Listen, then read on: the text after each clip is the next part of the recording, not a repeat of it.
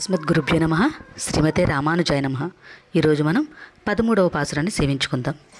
పుల్లిన్వాయ్ కీండానై పొల్లా వరక్కనై కిళ్ళి కళందానై కీర్తిమై పాడిపోయ్ பிள்ளாகளெல்லாரும் பாவைக்களம் பொக்கார் வெள்ளியஜெந்து வியாஜ முரங்கித்து புள்ளம் சிலிம்பி நகான் போதரக் கண்ணினாய் குள்ளங்குள்ளீரா குடைந்து நீராடாதே பள்ளக்கிடித்தையோ பாவாய் நீ నన్నాళాళ్ కళ్ళం తవిరందు కలందేలో రెంబావాయ్.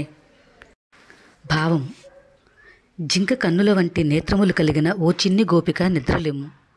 శుక్రుడు ఉదయించి గురుడు అస్తమించెను. పక్షులు గూడు వదిలి ఆహారమునికై వెళుతూ కూయుచున్నవి.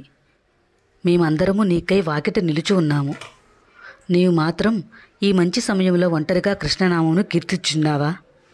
నీవును మాతో కలిసి కీర్తించుము, అందరము తరించదము.